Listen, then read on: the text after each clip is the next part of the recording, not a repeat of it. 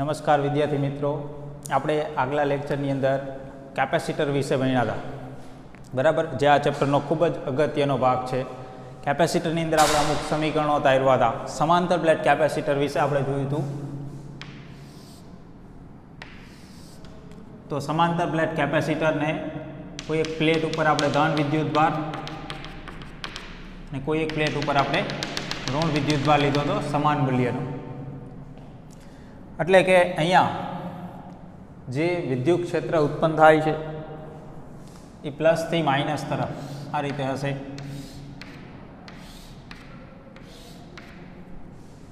આ વિદ્યુત ક્ષેત્રની કિંમત કેટલી હશે? સિગ્મા અપોન એપ્સિલોન 0 આટલું વિદ્યુત ક્ષેત્ર હશે.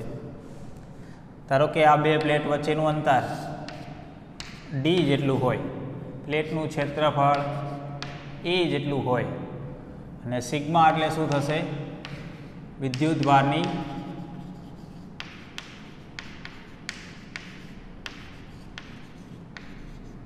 પૃષ્ઠ ઘનતા એકમ ક્ષેત્રફળ દીઠ વિદ્યુત ભાર સિગ્મા જેટલો હોય. અને બે પ્લેટ વચ્ચે આપણે કોઈ જ વસ્તુ લીધી નથી, એટલે કે હવા છે, એટલે માધ્યમની જે પરમિટિવિટી આવશે જે એપ્સિલોન 0 આવશે.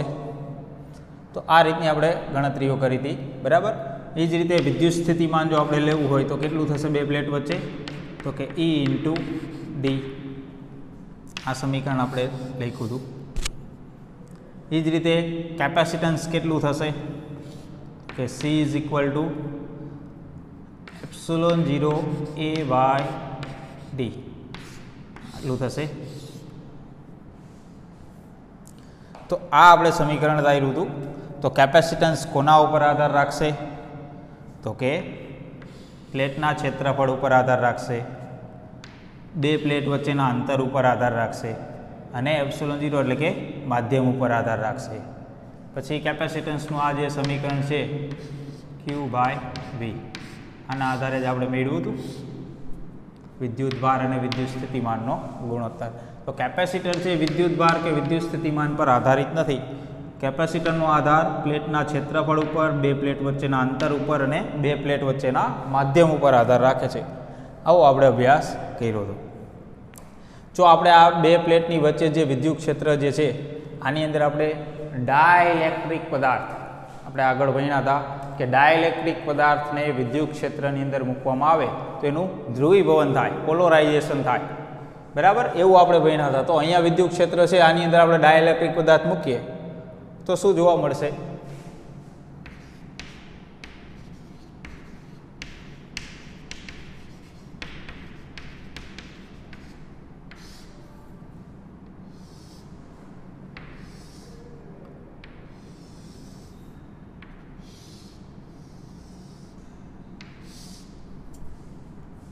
એટલે કે કેપેસિટરની બે પ્લેટ વચ્ચેનું જે માધ્યમ હવા છે એની જગ્યાએ આપણે ડાયઇલેક્ટ્રિક માધ્યમ કરી દઈએ, એટલે કે અવાહક માધ્યમ કરી દઈએ.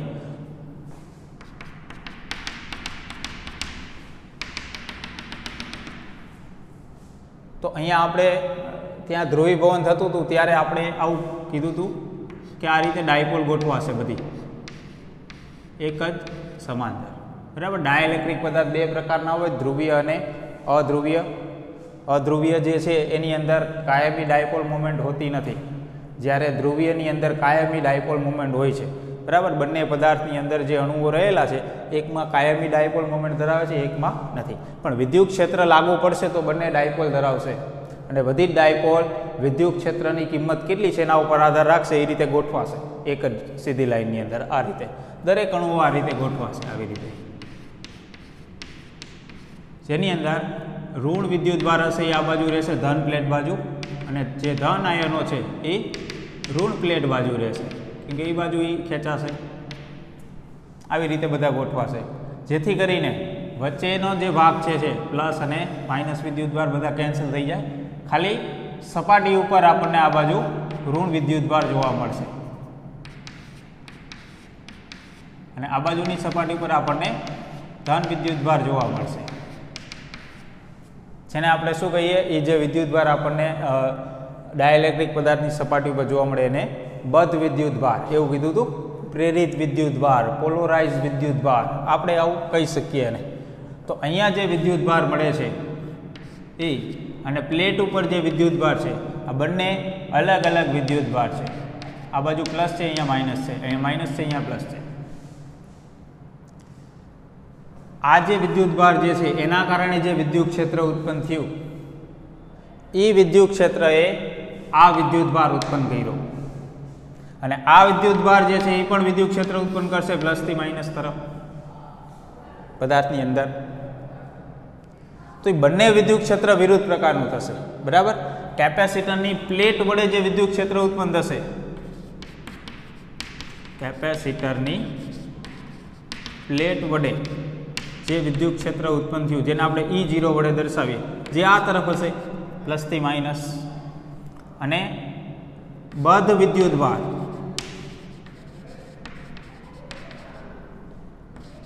વડે જે વિદ્યુત ક્ષેત્ર ઉત્પન્ન થશે જેને આપણે E વડે દર્શાવીએ, જે આ તરફ હશે, કેમ કે પ્લસ વિદ્યુતભાર અહીંયા છે, માઇનસ આ છે એટલે આમ હશે E. તો બંને વિદ્યુત ક્ષેત્ર છે એ વિરુદ્ધ પ્રકારે થયા. તો હવે આપણે એમ કેવું હોય કે બે પ્લેટની વચ્ચે કુલ વિદ્યુત ક્ષેત્ર કેટલું?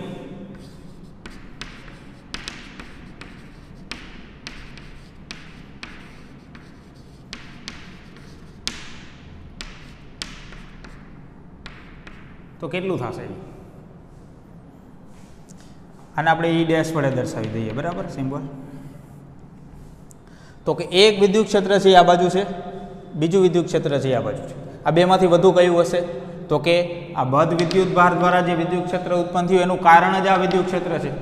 કેમ કે એ બે પ્લેટ વચ્ચે વિદ્યુત ક્ષેત્ર હતું, એની અંદર આપણે એ પદાર્થને મૂક્યો એટલે એ પદાર્થનું ધ્રુવીભવન થયું, એટલે એ પદાર્થનું પોલરાઇઝેશન થયું. તો આ વિદ્યુત ક્ષેત્ર જ વધારે હશે તો જ આપણે આ વિદ્યુત ક્ષેત્ર ઉત્પન્ન થાય આના કારણે. તો એમાંથી બદ્ધ વિદ્યુતભારનું વિદ્યુત ક્ષેત્ર બાદ કરીએ તો આટલું વિદ્યુત ક્ષેત્ર બે પ્લેટ વચ્ચે હશે એવું આપણે કહી શકીએ. બંનેની કિંમત જો આપણે લખવી હોય તો આપણે આવું લખી શકીએ કે કેપેસિટરની બે પ્લેટ વચ્ચે વિદ્યુત ક્ષેત્ર છે એ કેટલું હશે? તો કે સિગ્મા અપન એપ્સિલોન 0. તો આનું પણ એટલું જ હશે, સિગ્મા અપન એપ્સિલોન 0. પણ બંનેની સિગ્મા જે છે પુષ્ટ ઘનતા એ અલગ અલગ, પ્લેટ ઉપર એ વિદ્યુતભાર કંઈક અલગ હશે અને પદાર્થ ઉપર પણ વિદ્યુતભાર કંઈક અલગ હશે. કે જે વિદ્યુતભાર ઉત્પન્ન થશે એ અલગ હશે સપાટી ઉપર, અને પ્લેટ ઉપર આપણે જે વિદ્યુતભાર લીધો છે કેપેસિટરની પ્લેટ ઉપર એ અલગ હશે. તો એ બંનેને અલગ અલગ સિમ્બોલ વડે દર્શાવીએ.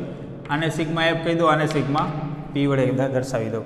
તો અહીંયા આપણે એની કિંમત મૂકીએ તો આવું લખી શકીએ, સિગ્મા એફ છેદમાં એપ્સિલોન 0 માઇનસ સિગ્મા પી છેદમાં એપ્સિલોન 0.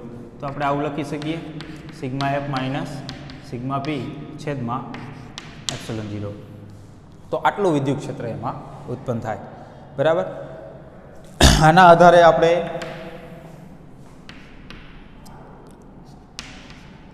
આ બંનેની જગ્યાએ સિગ્મા લઈ લઉં, sigma F minus sigma P is equal to sigma, આવું લઈ લઉં તો આવું આપણે લખી શકીએ. પણ અહીંયા ધ્યાન રાખવાનું કે આ જે સિગ્મા આવે છે એ પહેલાંની જેમ, એટલે કે જ્યારે માધ્યમ હવા હતું ત્યારે જે સિગ્મા હતી એની એ પુષ્ટ ઘનતા નથી. આ બંનેની બાદબાકીથી જે પુષ્ટ ઘનતા મળે છે એ અહીંયા મળે છે. એટલે કે સ્વાભાવિક છે કે આ બંનેની બાદબાકી થાય છે એટલે કે આ સિગ્મા છે એ ઘટશે, એટલે વિદ્યુત ક્ષેત્ર પણ ઘટશે. તો એ વિદ્યુત ક્ષેત્ર કેટલું થશે?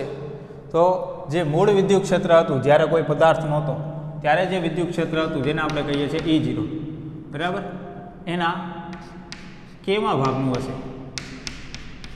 કે એટલે ડાયઇલેક્ટ્રિક અચળાંક.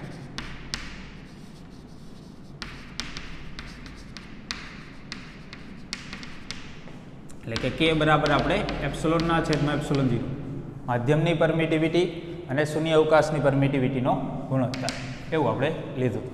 બરાબર. તો એના જેટલું હશે. હવે કેની કિંમત કેના ઉપર આધાર રાખશે? તો કે પદાર્થ કયો છે એના ઉપર આધાર રાખશે. જુદા જુદા પદાર્થ માટે ડાયઇલેક્ટ્રિક અચળાંકની કિંમત જુદી જુદી હોય તો વિદ્યુત ક્ષેત્ર પણ જુદું જુદું ઉત્પન્ન થશે. જેનો ડાયઇલેક્ટ્રિક અચળાંક ઓછો હશે એની અંદર વિદ્યુત ક્ષેત્ર વધુ ઉત્પન્ન થશે એવું આપણે આના આધારે કહી શકીએ. તો હવા માટે ડાયઇલેક્ટ્રિક અચળાંક કેટલો હોય? તો કે 1. તો હવા માટે ડાયઇલેક્ટ્રિક અચળાંક 1 હોય તો એમાં વિદ્યુત ક્ષેત્ર સૌથી વધુ હશે એવું આપણે કહી શકીએ. એ જ રીતે કેપેસિટર વિશે જોઈએ તો તો કેપેસિટરનું જે સમીકરણ છે એ આ રીતે છે તો કે જ્યારે બે પ્લેટ વચ્ચે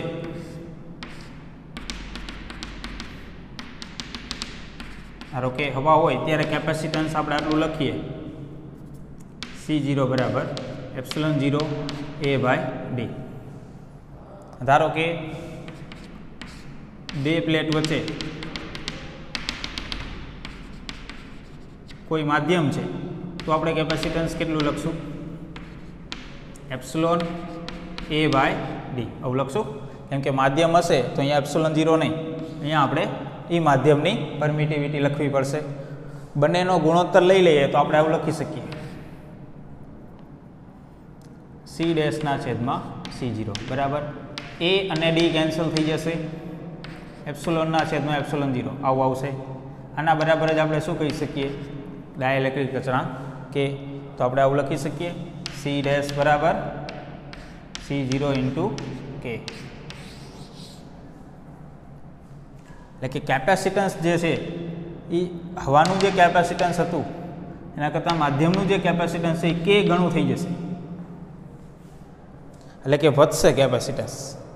વિદ્યુત ક્ષેત્ર ઘટશે પણ કેપેસિટન્સ વધશે, એટલે કે વિદ્યુત ભાર સંગ્રહ કરવાની ક્ષમતા જેને આપણે કેપેસિટન્સ કીધું હતું તો એ વધી જશે. વિદ્યુત ભાર સંગ્રહ કરવાની ક્ષમતા માધ્યમ આવશે તો વધી જશે, હવા કરતાં વધારે વિદ્યુત ભારનો સંગ્રહ થશે એવું આપણે આના આધારે કહી શકીએ બરાબર. તો આના આધારે આપણે આવો ગુણોત્તર પણ લખી શકીએ. અહીંયા K બરાબર શું લખી શકીએ આપણે તો કે E0/E બરાબર. અહીંયા શું લખી શકાય K બરાબર તો કે C'/C0 આવું લખી શકીએ. તો આ રીતનો ગુણોત્તર પણ આપણે અહીંયા લખી શકીએ. તો દરેક સમીકરણ જે આપણે ધાર્યા છે એ જે યાદ રાખવા જે આપણને દાખલાની અંદર કામમાં આવશે બરાબર. દરેક સમીકરણો યાદ રાખવા.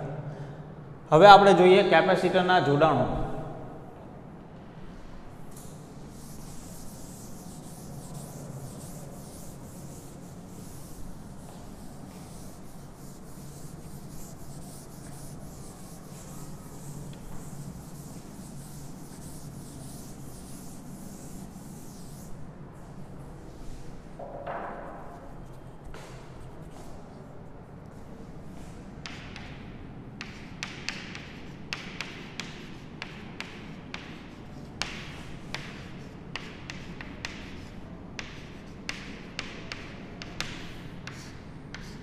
કેપેસિટરનું શ્રેણી જોડાણ. શા માટે જરૂરી છે કેપેસિટરનું શ્રેણી અને સમાંતર જોડાણ? કારણ કે કેપેસિટન્સની અંદર આપણે જોયું હતું કે ફેરાડે એકમ જે છે એનો ખૂબ જ મોટો એકમ છે. ત્યારે આપણે એની ચર્ચા કરી હતી કે આપણે ધારો કે વધારે કેપેસિટન્સ જોતું હોય, વધારે વિદ્યુત ભારનો સંગ્રહ કરવો હોય તો એક કેપેસિટર અમુક હદ સુધી જ એની કેપેસિટી હશે અને આના અનુસાર જ વિદ્યુત ભારનો સંગ્રહ કરી શકશે, એટલું જ એનું વિદ્યુત સ્થિતિમાન હશે. તો વધારે પ્રમાણમાં વિદ્યુત સ્થિતિમાન કે વધારે પ્રમાણમાં આપણે કેપેસિટન્સ જોતું હોય તો આવા ઘણા બધા કેપેસિટરોને આપણે એકસાથે શ્રેણીમાં કે સમાંતરમાં જોડી જેવી આપણી જરૂરિયાત હશે એ જરૂરિયાત અનુસાર આપણે એ કેપેસિટરનું જોડાણ કરી શકીએ બરાબર, એટલું કેપેસિટન્સ મેળવી શકીએ. તો શ્રેણી જોડાણ એટલે ધારો કે ઘણા બધા કેપેસિટરો લઈએ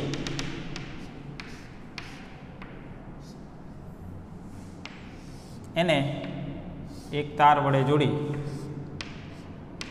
એને કોઈ એક બેટરી સાથે જોડી દઈએ.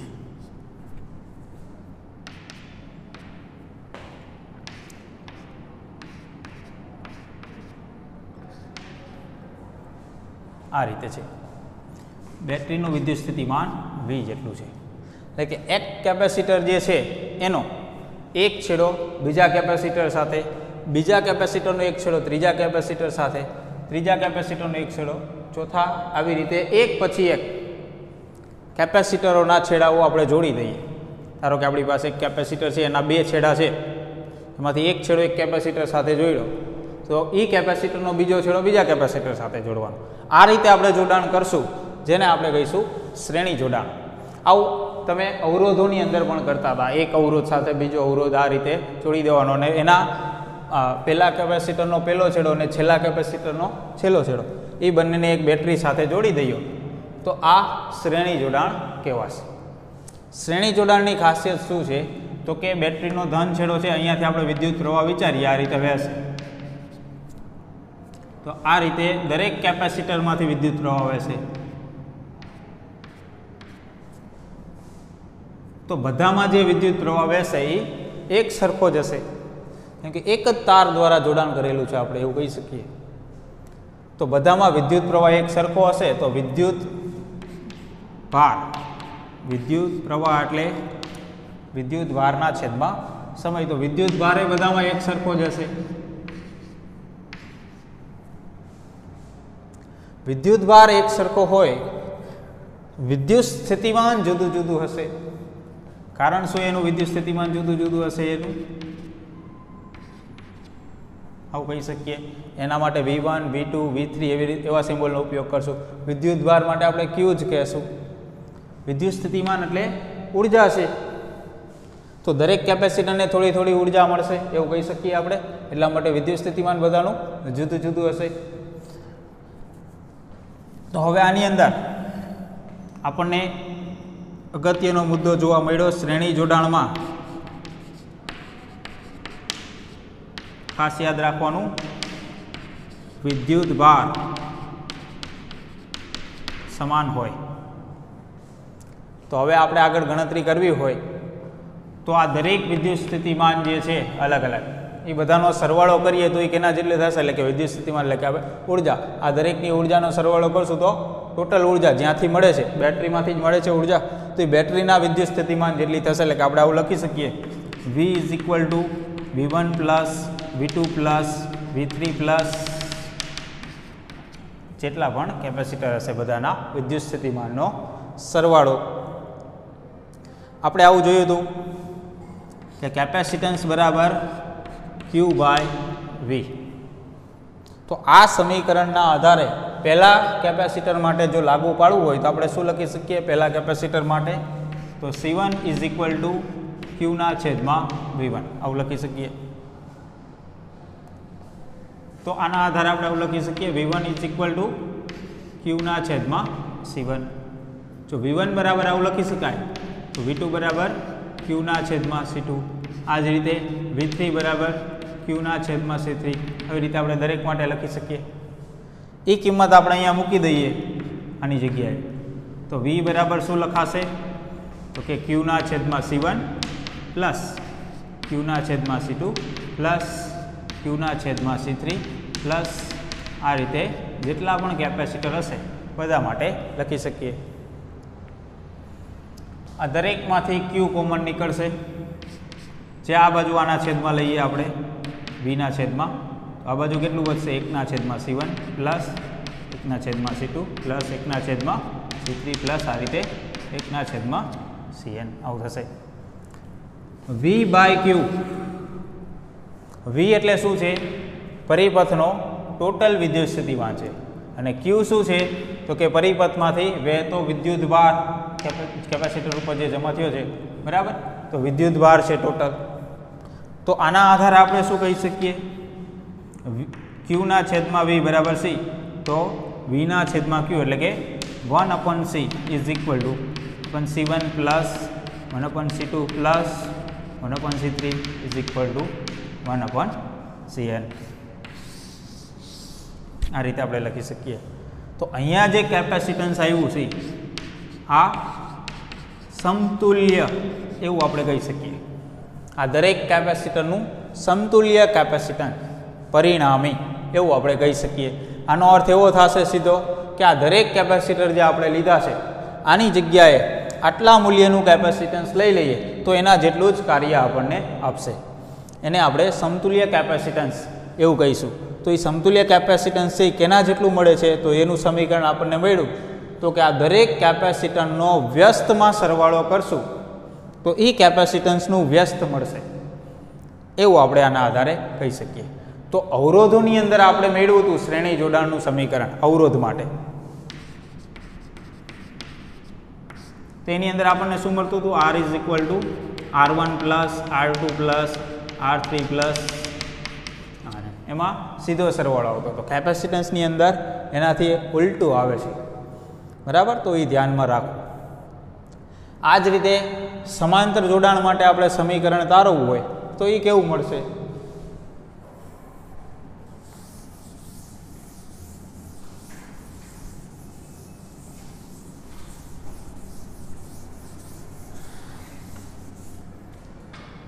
કેપેસિટરનું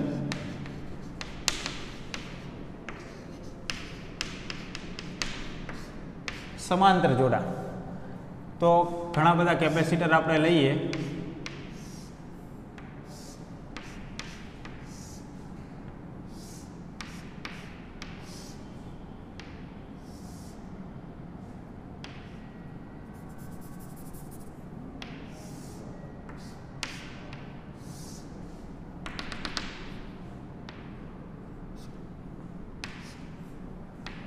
એને કોઈ એક બેટરી સાથે આપણે જોડી દઈએ.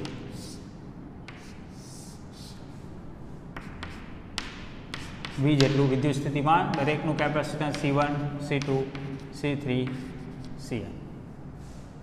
તો અહીંયા આપણે જોઈએ સમાંતર જોડાણની અંદર દરેક કેપેસિટરના બંને છેડા જે છે એ બીજા કેપેસિટરના બંને છેડા સાથે જોડાયેલા છે. એટલે કે કોઈ એક જ બિંદુ પાસે બધા કેપેસિટરના છેડાઓ ભેગા થાય છે. ધારો કે એક કેપેસિટર છે આ રીતે, તો એનો એક છેડો એક બાજુ છે, બીજો છેડો બીજી બાજુ છે. એ જ રીતે બધા કેપેસિટરમાં એ રીતે એક છેડો અને બીજો છેડો કોઈ એક બિંદુ પાસે ભેગા થાય છે અને એ બંને બિંદુને આપણે બેટરી સાથે જોડી દીધા છે. તો આ પ્રકારનું જે જોડાણ હશે એને આપણે સમાંતર જોડાણ કહી શકીએ, બરાબર. એટલે કે સમાંતર જોડાણ કોને કહેવાય? તો કે કોઈ પણ ઉપકરણ હોય, કેપેસિટર માટે નહીં, અવરોધ માટે પણ આપણે આ રીતે જ થશે. કોઈ પણ બીજા ઉપકરણ હોય, બરાબર, તો એનો એક છેડો છે એ બીજા ઉપકરણના એક છેડા સાથે જોડાયેલો હોય અને બીજો છેડો બંનેનો કોઈ એક બીજી જગ્યાએ જોડાયેલો હોય, કોઈ એક જ બિંદુ પાસે. તો આ રીતનું જોડાણ થશે જેને આપણે સમાંતર જોડાણ કહી શકીએ. તો બેટરી જે છે આમાં જે વિદ્યુત પ્રવાહ વહેશે આ રીતે, અહીંયા શું થશે? વિદ્યુત પ્રવાહ આ રીતે વેચાશે આ બિંદુ પાસેથી અને આ બધો વિદ્યુત પ્રવાહ આ રીતે અહીંયા ભેગો થશે અને વળી પાછો અહીંયા વિદ્યુત પ્રવાહ આ જેટલો થઈ જશે. અને વિદ્યુત પ્રવાહ એટલે આપણે હમણાં જોઈ એ રીતે વિદ્યુત ભાર છેદમાં સમય. તો દરેકમાં વિદ્યુત પ્રવાહ અલગ અલગ હશે તો વિદ્યુત ભાર પણ અલગ અલગ હશે. તો આની અંદર વિદ્યુત ભાર અલગ આવશે, આની અંદર પણ અલગ આવશે, આની અંદર પણ અલગ આવશે, બધામાં અલગ જશે. પણ અહીંયા એક વસ્તુ નોટ કરો કે આ છેડો, આ બંને છેડા બેટરી સાથે સીધા જોડાયેલા છે. તો આ બે છેડા વચ્ચે વિદ્યુત સ્થિતિમાનનો તફાવત જે હશે એ બેટરી જેટલો જ હશે, કેમ કે આ બંને છેડા જ બેટરી સાથે જોડાયેલા છે સીધા અને આ દરેક કેપેસિટરના એ બંને છેડા છે.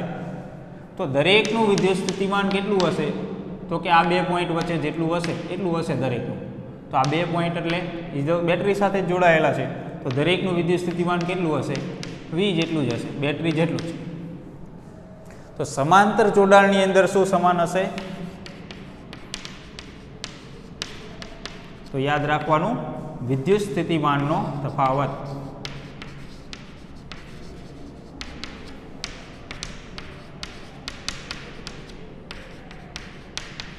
સમાન હોય. તો આની અંદર આપણે સમીકરણ તારવવું હોય તો અહીંયા કઈ રીતે તારવી શકીએ? ધારો કે અહીંયાથી કુલ વિદ્યુતભાર Q જેટલો આવે છે, વિદ્યુત પ્રવાહ જે છે કુલ Q જેટલો વિદ્યુતભાર આવે છે, એ જ વિદ્યુતભાર વહેંચાશે બધામાં. તો આપણે અહીંયા આવું લખી શકીએ, Q is equal two Q1 plus Q2 plus Q3 plus Qn. આવું આપણે લખી શકીએ અહીંયા. પછી જે રીતે આપણે આગળ સમીકરણ થયું તેની જેમ C is equal to Q by V, તો Q is equal to V into C. તો પહેલાં કેપેસિટર માટે લખવું હોય તો આપણે આવું લખી શકીએ, Q1 is equal to V into C1, કેમ કે વિદ્યુત સ્થિતિમાન તો સરખું જ છે. એ જ રીતે બીજા વિદ્યુતભાર માટે લખવું હોય, ત્રીજા માટે લખવું હોય તો આવું લખી શકીએ, દરેક માટે આવું. તો આ કિંમતો આપણે આની અંદર મૂકી દઈએ તો આ રીતે થશે. Q is equal two Q1 ની જગ્યાએ આવશે V ઇન્ટુ C1, Q2ની જગ્યાએ આવશે V ઇન્ટુ C2. એ જ રીતે દરેકની જગ્યાએ આ રીતે આવશે જેટલા કેપેસિટર હોય એટલા. હવે જો અહીંયા દરેકની અંદર V કોમન નીકળે છે, જેને આપણે આ બાજુ લઈ લઈએ તો આવું લખી શકાય C1 plus C2 plus C3 plus Cn. તો અહીંયા વિદ્યુત ભાર અને વિદ્યુત સ્થિતિમાનનો ગુણોત્તર, Q એટલે ટોટલ વિદ્યુત ભાર છે બેટરીમાંથી નીકળતો, અને V એટલે ટોટલ વિદ્યુત સ્થિતિમાન છે બેટરીનું. તો એની જગ્યાએ આપણે શું લખી શકીએ? Q upon V એટલે કે C1 plus C2 plus C3 plus જેટલા કેપેસિટર હશે બધાનો સરવાળો. તો આ રીતનું સમીકરણ મળ્યું. ત્યારે આ કેપેસિટન્સ શું થશે? સમતુલ્ય પરિણામી કેપેસિટન્સ. એટલે કે એનો અર્થ એવો થશે આ દરેક કેપેસિટરની જગ્યાએ આટલા મૂલ્યનું કેપેસિટન્સ લઈ લઈએ, કેપેસિટર લઈ લઈએ, બરાબર, તો એ આ દરેક કેપેસિટર જેટલું વર્ક આપશે આપણને. તો અહીંયા આપણને સમીકરણની અંદર જોવા મળે છે દરેક કેપેસિટન્સનો સરવાળો કરીએ ત્યારે જે મળશે કેપેસિટન્સ, એ કેપેસિટન્સ આનું પરિણામી થશે. એટલે કે અહીંયા સમાંતર જોડાણની અંદર કેપેસિટન્સનો સરવાળો થાય છે, જ્યારે શ્રેણી જોડાણની અંદર શું થતું હતું? વ્યસ્તમાં સરવાળો થતો હતો. અવરોધની અંદર શું જોવા મળતું હતું આપણને? આની અંદર અવરોધનું જો સમાંતર જોડાણ હોય તો 1/r બરાબર 1/r1 પ્લસ 1/r2 પ્લસ આ રીતે જોવા મળતું હતું. તો અવરોધમાં જે થાય છે શ્રેણી અને સમાંતર જોડાણમાં જે સમીકરણો આપણને મળે છે એનાથી કેપેસિટન્સની અંદર ટોટલી વિરુદ્ધ મળે છે, બરાબર. જે શ્રેણી જોડાણમાં થાય સમાંતરમાં થાય, સમાંતરમાં થાય શ્રેણી જોડાણમાં સમીકરણ. તો કન્ફ્યુઝ નહીં થવાનું, આ ખાસ ધ્યાન રાખવાનું છે. આ જ રીતે હજી બીજા ઉપકરણો આવવાનો અને કયા જોડાણની અંદર વ્યસ્તમાં સરવાળો કરવાનો, તો અવરોધ કરતાં ટોટલી વિરુદ્ધ આવે છે કેપેસિટન્સમાં, એ ખાસ ધ્યાન રાખજો, બરાબર. આના આધારે આપણે બીજા નેટવર્ક જે હશે એનું સોલ્યુશન કરી શકશું શ્રેણી અને સમાંતર જોડાણના સમીકરણનો ઉપયોગ કરી, બરાબર. તો આપણે અમુક એક્ઝામ્પલ જોઈએ આના.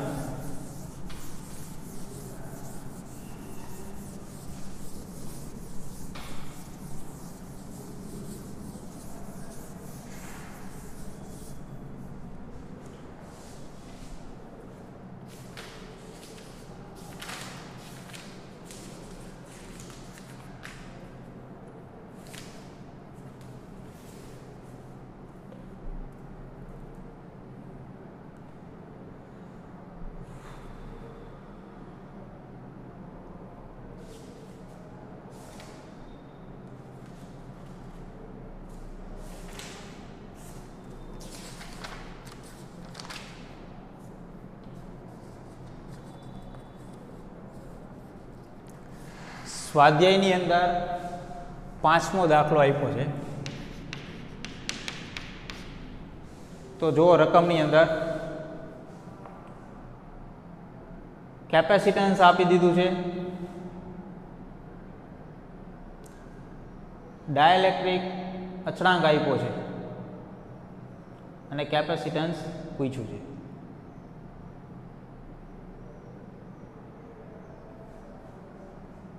કેપેસિટન્સ આપણને કીધું છે 8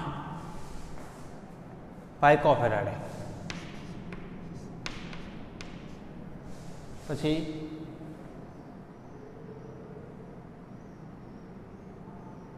એટલે કે કેપેસિટરની બે પ્લેટ વચ્ચે હવાનું માધ્યમ હોય ત્યારે આપણને આ કેપેસિટન્સ આપ્યું છે. પછી એવું કીધું છે કે કેપેસિટરની બે પ્લેટ વચ્ચે કોઈ એક માધ્યમ કે જેનો ડાયલેક્ટ્રિક અચળાંક 6 જેટલું હોય, તો ત્યારે કેપેસિટન્સ કેટલું આવું પૂછ્યું, બરાબર. તો એ તો આપણે હમણાં જ સમજ્યા હતા, કોઈ માધ્યમ આવી જાય તો કઈ રીતે ગણવું. અને બીજું આપણને એની અંદર કીધું છે કે પ્લેટ વચ્ચેનું અંતર અડધું કરવામાં આવે. અહીંયા જેટલું અંતર છે ધારો કે d જેટલું છે, તો અહીંયા અંતર જે છે એ અડધું કરી દેવાનું, ત્યારે કેપેસિટન્સ કેટલું, બરાબર, એવી રીતે પૂછ્યું છે. તો ગણીએ આપણે. તો હવા માટે જે કેપેસિટન્સનું સમીકરણ છે એ શું છે હવા માટે? તો કે એપ્સિલોન 0 A બાય ડી. અને માધ્યમ માટે શું છે? તો કે એપ્સિલોન A બાય ડી. પણ અહીંયા માધ્યમ આવે છે ત્યારે અંતર અડધું થઈ જાય છે, તો એ ખાસ ધ્યાન રાખવાનું, બરાબર. તો ત્યાં આપણે શું લખવું પડશે? D/2. હવે બંનેનો ગુણોત્તર લઈ લઈએ, એટલે કે અહીંયા આપણે આને પહેલાં આ રીતે લખી શકીએ, 2 ઉપર આવશે, બરાબર. તો આ બંનેનો ગુણોત્તર લઈએ તો આપણે આવું લખી શકીએ, C'/C is equal two A અને D તો કેન્સલ થઈ જશે, તો વધશે કેટલું ઉપર? 2 એપ્સિલોન છેદમાં એપ્સિલોન 0 આવું વધશે. આને આપણે શું કહીએ? ડાયલેક્ટ્રિક અચળાંક K. તો C' બરાબર શું થશે? તો કે 2K, બરાબર, અને C આવું થશે.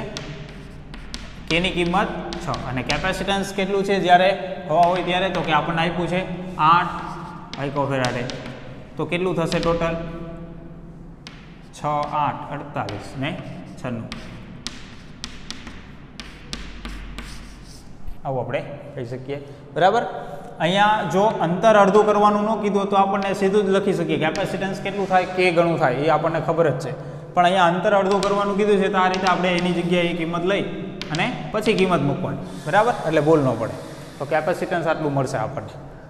બીજો એક્ઝામ્પલ જોઈએ એના પછીનો, જેમાં જોડાણ વિશે કીધું છે.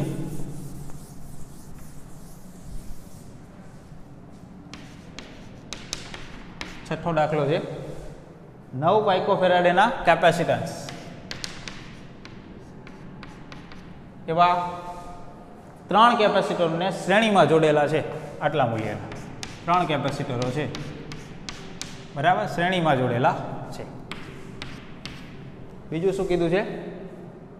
તો કુલ કેપેસિટન્સ કેટલું? તો કુલ કેપેસિટન્સ કેટલું થશે શ્રેણી જોડાણ હોય તો? આપણે હમણાં જ સમજ્યા, શ્રેણી જોડાણની અંદર શું થાય?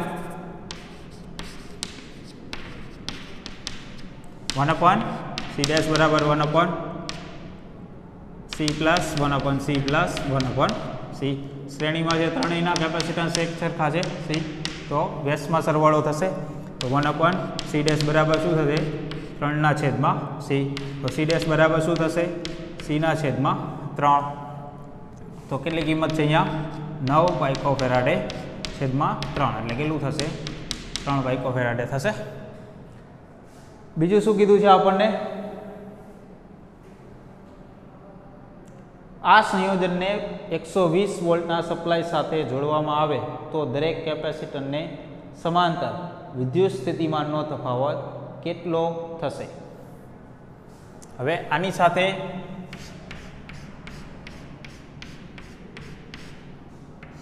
$120 વોલ્ટ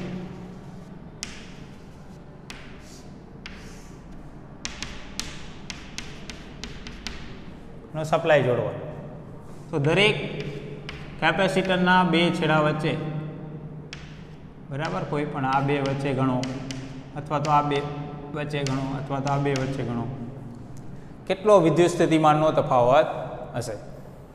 તો અહીંયા એકદમ સીધું જ છે કે ત્રણેય કેપેસિટન્સ એક સરખા છે, એટલે કે આપણું જે સમીકરણ છે Q બરાબર C બરાબર Q બાય V.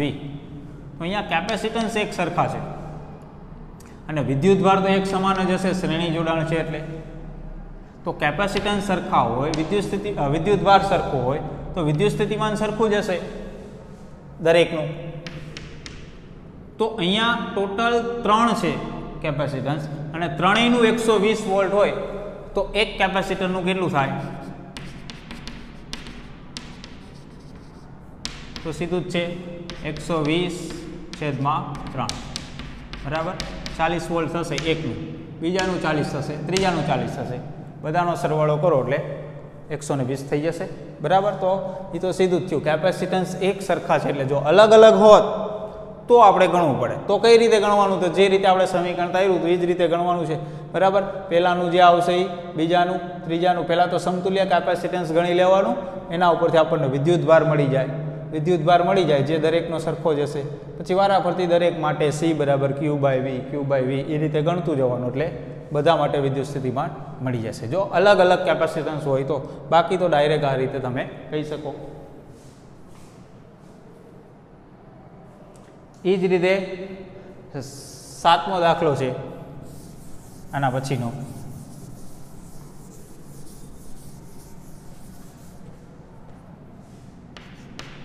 એની અંદર પણ સમાંતર જોડાણ કીધું છે એમાં, બરાબર. અલગ અલગ કેપેસિટન્સ આપ્યા છે એમાં. એક કેપેસિટર કીધું છે 2 માઇક્રોફેરાડે, બીજું કીધું છે 3 માઇક્રોફેરાડે અને ત્રીજું કીધું છે 4 માઇક્રો. આનું સમાંતર જોડાણ કીધું છે. તો સમતુલ્ય કેપેસિટન્સ કેટલું?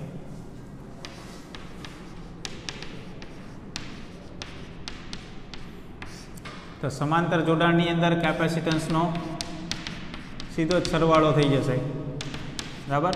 2, 3 અને 4 એટલે કે 9 માઇક્રોફેરાડે થશે. પછી બીજો પ્રશ્ન કીધો છે એમાં જ કે આ સંયોજનને 100 વોલ્ટના સપ્લાય સાથે જોડવામાં આવે તો દરેક કેપેસિટર પરનો વિદ્યુતભાર શોધો.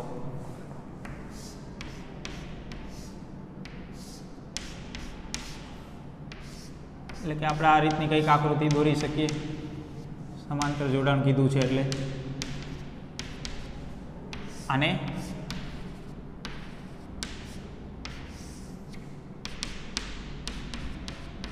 વોલ્ટના સપ્લાય સાથે જોડવા. તો દરેક પરનો વિદ્યુતભાર શોધો. તો વિદ્યુતભાર તો અલગ અલગ હશે દરેક ઉપર. એક ઉપર હશે Q1, એક ઉપર હશે Q2, એક ઉપર હશે Q3.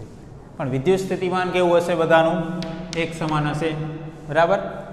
સમાંતર જોડાણની અંદર વિદ્યુત સ્થિતિમાન એક સમાન હશે, 100 હશે દરેકનું. તો આપણને દરેકનું વિદ્યુત સ્થિતિમાન ખબર છે અને કેપેસિટન્સ તો આપણને આપેલા જ છે.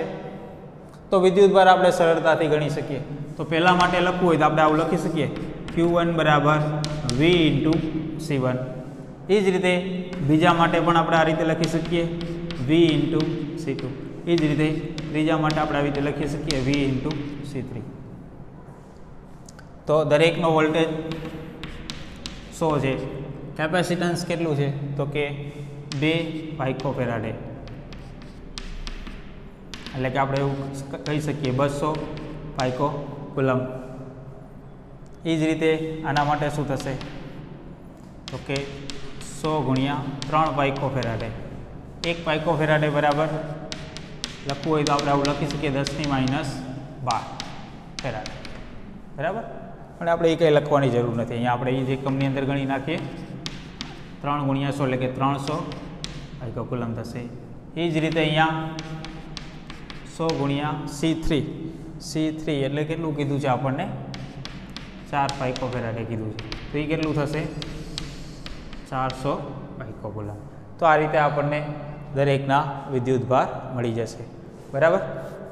તો વિદ્યુતભાર આપણને ગણવાના કીધા હતા આ દાખલાની અંદર કે સમાંતર જોડાણ હોય તો વિદ્યુતભાર કેટલો. તો અહીંયા કેપેસિટન્સ અલગ અલગ આપ્યા હતા, તો આપણે આ રીતે ગણવાના. આગળના દાખલામાં આપણે જે જોયું હતું કેપેસિટન્સ એક સરખા હતા. અહીંયા જો એક સરખા હોત તો આપણે અહીંયા પણ એ રીતે ગણી શકાય, બરાબર. તો એ ધ્યાન રાખો.